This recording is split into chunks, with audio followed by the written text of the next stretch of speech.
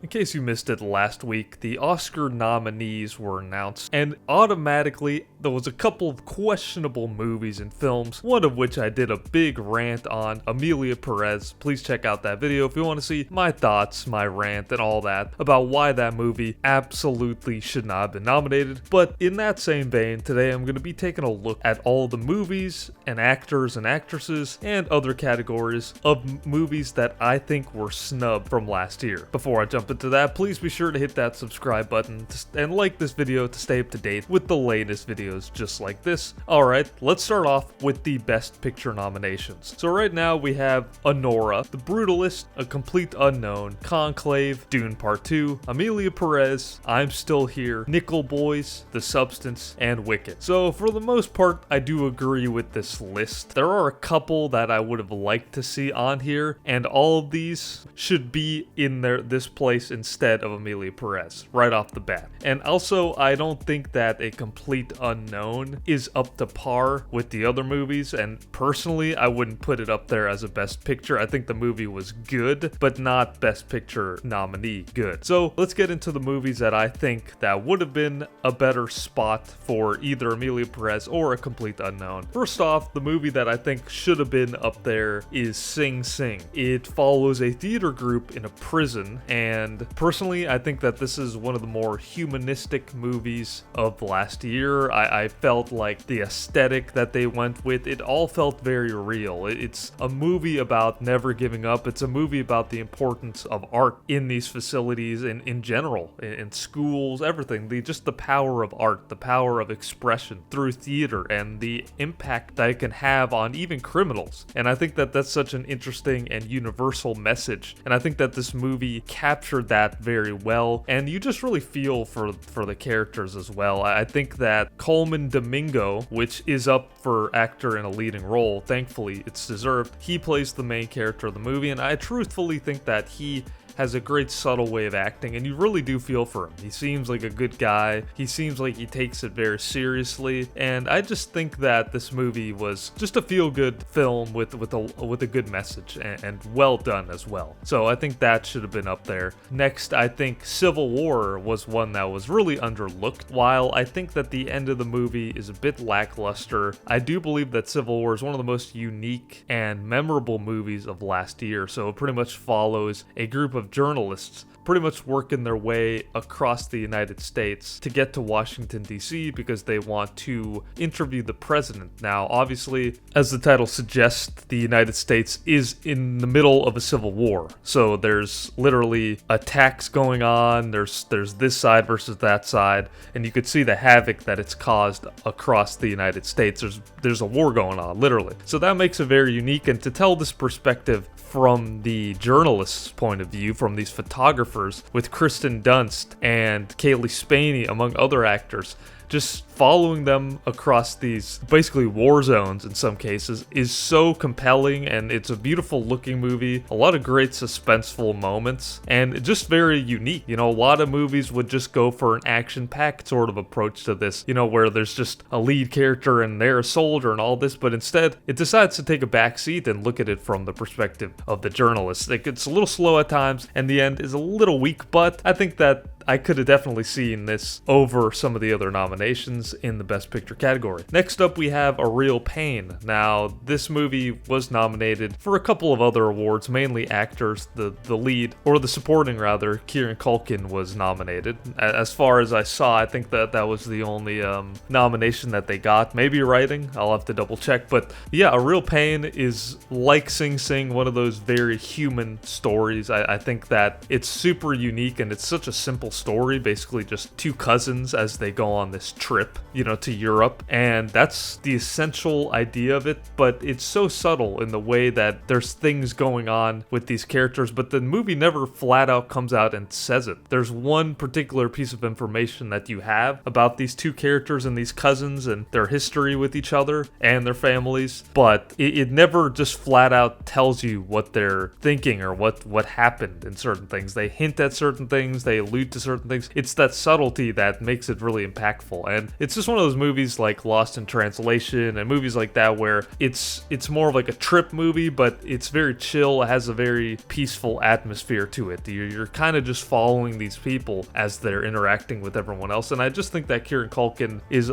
just a ball of energy in this movie. He totally steals the show. But Jesse Eisenberg also does a great job with sort of being the more calmer and anxiety-filled person. So I think that it's a really good, entertaining movie, and I think it's very important, the message that it has, and it's the subtlety of it. It's good filmmaking, so props to Jesse Eisenberg for director. So I think A Real Pain definitely could have been a Best Picture nomination in a perfect world. Next, we have a movie that a lot of people were really mad that pretty much got flat out snubbed in all categories, and that is Challengers. Now, this movie is one of the sleekest movies of last year. I think that it definitely should have gotten other nominations apart from Best Picture, and I'll get to those later on. There are going to be some repeats as well. I will be mentioning some of the movies I just mentioned in other lists, but for the actors and stuff like that. So, bear with me on that. But Challengers basically follows a former tennis prodigy turned coach and her husband alongside her ex-boyfriend as well. It's sort of like this love triangle thing going on, but with the backdrop tennis. And I think that the camera angles, the acting and everything is super sleek. It has a charisma to it, and I just think that this movie in particular is way better than Amelia Perez, and I still think that it is a better movie than A Complete Unknown as well, in my opinion. So yeah, this is just one of those movies that I was really surprised that it got snubbed the way it did, personally. Moving forward, we have Smile 2. Now, if you've seen my other videos, I always rave about this movie. It definitely is one of the best movies of last year. When I was doing my ranking, I put it in the S tier. This movie is an underrated gem, and it's a horror movie, flat out horror movie. So, that's the reason why it wasn't nominated for anything, which I think horror movies deserve a lot more credit. And this one is so well put together, so tight with how it's edited, shot, directed. The acting is incredible. You really get to see this person absolutely losing their mind throughout it. I think Naomi Scott does a wonderful job as well as the lead. And I just thought that it was super unique to take the Smile premise and put it into a pop star, basically. And if you guys don't know the premise of Smile, it's basically when somebody witnesses a death, a traumatic death, they're basically hit with this PTSD by a demon, which basically possesses every single part of their life. They get hallucinations. Basically, this demon plays with them, basically, until they end up killing themselves in front of someone else and giving it to them. So it's kind of like a virus in a way. So that's the general premise, but this one is so incredibly well done. It's so amazing. Again, if they took into account horror movies, this would definitely have to be up there. And then finally, the last movie that I think could have been a Best Picture as well is Nosferatu. It wasn't my favorite movie of last year. No, I thought that it was a little slow at times. It was pretty solid though, but I do think that it definitely deserves to be Best Picture over the same two I keep mentioning, which is Amelia Perez and A Complete Unknown. I think Nosferatu are better movies than both of those. Is a better movie than both of those. Follows the story of Count Orlok, which is basically Dracula. It kind of tells that story in that period piece. Incredibly well acted, great cinematography, great vibe. Robert Eggers is at the top of his game with this one. So yeah, this one should have been up there over Amelia Perez for sure. All right, moving on to actor in a leading role. We have a pretty solid list, to be honest. I think that I would agree with most of these. Have Adrian Brody in The Brutalist, Timothée Chalamet in A Complete Unknown, Coleman Domingo for Sing Sing, which I mentioned earlier, Ralph Fiennes for Conclave, and Sebastian Stan for The Apprentice. I've not seen that movie, so I can't speak on that. But there's a couple of other leading roles nominees that I could have seen on here. This is not to say that any of these are not deserving of it, but just a couple that I think should be considered for the role. So first off, we have Hugh Grant in Heretic. That's another horror movie from last year. Probably one of the best written movies of last year, to be honest. I think Hugh Grant does a phenomenal job at being charming and villainous and sinister all at this exact same time. It's a very complex role, and he did a great job at that. So I think he deserves to be up there. Gabriel LaBelle in Saturday Night. This movie was pretty solid. It basically tells the story of Saturday Night Live, the opening night, basically the day that they're going to air, and the chaos surrounding that. Gabriel LaBelle plays Lorne Michaels, which is the creator of Saturday Night Live, and I think that he did a great job at being the sort of calm, collected, composed sort of force of nature while still commanding the screen. So that's somebody that I think should also be considered. Jesse Eisenberg in A Real Pain. So again, as I mentioned, he is a pretty solid actor, although he always ends up playing sort of douchey kind of characters, very annoying. But in this movie, he really does play a genuinely relatable sort of guy, and I think that he does a very good job. One of his best performances, honestly, of his career, I'd say. It's a bold claim, but I think he put his heart into this one. It's very subtle. I understand why maybe it wasn't nominated, but just another one to be considered. And finally, sort of an oddball one, Jesse Plemons in Kinds of Kindness. This movie was a Yorgos Lanthimos movie, and if you know anything about his work, you know that he's definitely more surreal and strange. This movie was really solid, and it basically tells 3 separate little short stories, completely separate from each other, with the same actors. And the main 2 are Emma Stone and Jesse Plemons, and I think that this is just a testament to their range. And I think Jesse Plemons does a great job in all 3 of the short stories, basically. And I think that he's a great subtle actor as well. So he deserves to be up there, nominated over maybe one of the other people. Again, it's hard to say for these because all of them are pretty solid. Again, didn't see Sebastian Stan in The Apprentice, but the others I could say they're all really good in their roles. Next, we have actress in a leading role. So the nominees were Cynthia Erivo for Wicked, Carla Sofia Gascon for Amelia Perez, Mikey Madison and for Nora, Demi Moore in The Substance, and Fernanda Torres in I'm Still Here. So again, a pretty solid list minus Carla Sofia Gascon. Absolutely not even close to being worthy of being up there, but anyways, that's, again, check out my full-length video of that movie in the description. But yeah, so a couple that could have been considered, and this is not a long list, but I think, again, Naomi Scott in Smile 2, I mentioned it earlier. She's phenomenal in the movie. One of the best performances from last year, and it's from a horror movie, and I think she should have been up there. Again, but the Academy doesn't look at horror movies. They don't really care about them, but actors and actresses in horror movies in general, I feel like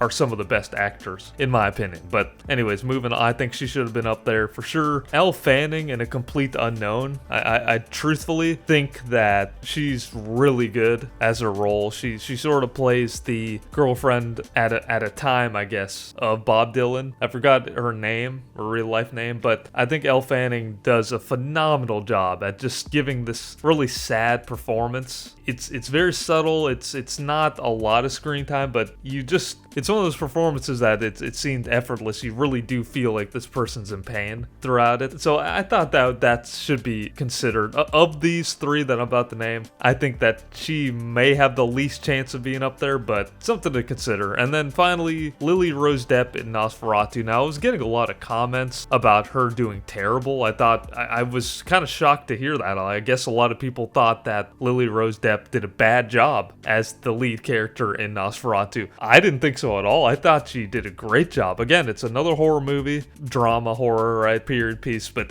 Lily Rose Depp does a great job. I thought that she sold the possessed moments. She sold the pain and tears and vengeance that she has throughout the movie. I thought she did a great job. So I was surprised that people hated her performance. I would definitely consider her up there way over Carla Sofia Gascon. All offense taken to that actress. But yeah, those are the 3 that I would definitely consider being up there, and I feel like that were snubbed. Next, we have actor in the supporting role. So we have Yura Borisov in Anora. He was really good. Kieran Culkin in A Real Pain. Edward Norton in A Complete Unknown. Guy Pearce in The Brutalist. And Jeremy Strong in The Apprentice. Now, this is a pretty solid list. Again, didn't see The Apprentice, so I can't speak on Jeremy Strong's performance. But I have 2 people that could have been being considered for actor in a supporting role, but again, this list is pretty solid. But Willem Dafoe in either Kinds of Kindness or Nosferatu. Again, I already mentioned both movies, but he's really good in both those. And then some of the guys in Sing Sing were pretty good, along with Conclave. I feel like there could have been a couple of supporting roles for them as well, some of those guys. But again, pretty solid list. Moving on to actress in a supporting role, we have Monica Barbaro in A Complete Unknown, Ariana Grande in Wicked, Felicity Jones in The Brutalist, Isabella Rossellini in Conclave, and Zoe Saldana in Amelia Perez. If I hear that name one more time, I'm gonna throw something out the window. So here are two nominees that I think could have been added over Zoe Saldana and Isabella Rossellini in Conclave. I don't, from what I remember, she has the most minimal role and smallest screen time I've seen. Like, literally so small. Like, it really is just the other character speaking. So I don't really know why she's nominated for this. What does she have, like 3 sentences in the whole movie? But regardless, Kaylee Spaney in Civil War, I thought she was great. Honestly, I thought Kaylee Spaney, as a younger actress, gave such a phenomenal performance of being innocent and curious, but still fearful and tense throughout this venture that they have through the states. I think she did a great job. So I really like her as an actress, and I think that she did a very good job, way better than Zoe Saldana. And then Margaret Qualley in The Substance, I think she did really good. I know a lot of people were mad that she got snubbed for this one, so that's why I'm adding it. Do I think that she should win an award for her performance in that movie? As much as I like The Substance, personally, I don't think she deserves an award for it, but I will say she was very good in it.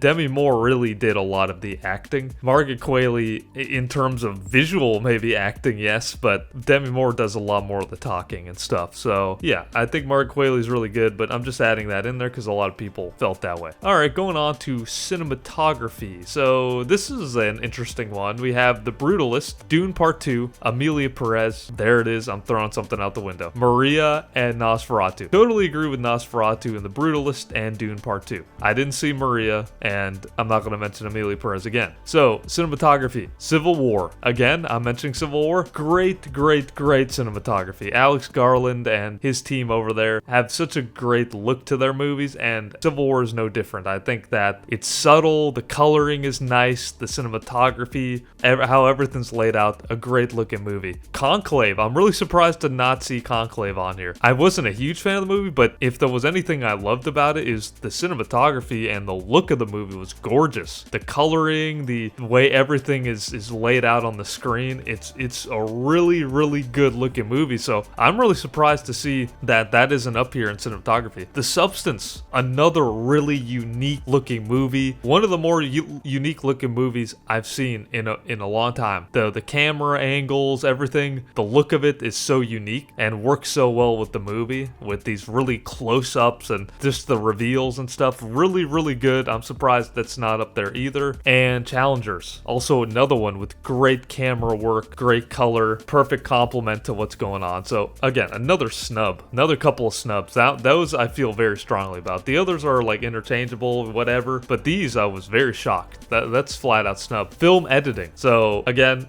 Smile 2, The Substance, and Challengers. 3 movies that had incredible film editing, incredibly well put together, very clever in the way that they decided to put the actual clips and the actual cinematography and everything together, and the camera angles and stuff, and the way that they edit it together. Excellent, especially The Substance and Smile 2. But I'm really shocked by that. And then finally, the last and probably one of the biggest snubs in this list comes in the music category, and I think that the original score category, which is The Brutalist, Conclave, Amelia Perez, Wicked, and The Wild Robot. So I would say that they missed out on Challengers. Atticus Ross and Trent Reznor has one of the coolest sounding soundtracks of last year. Original scores, and it works so well with the movie, along with Hans Zimmer too, but I believe that Hans Zimmer was not qualified, but not eligible to be up for an award this last last year because I believe you can't use a certain percentage of your previous score, which you used for Dune 1. So, that's why he's not up here, but that's technically a snub. But going back to challengers, Atticus Ross, Trent Reznor, two great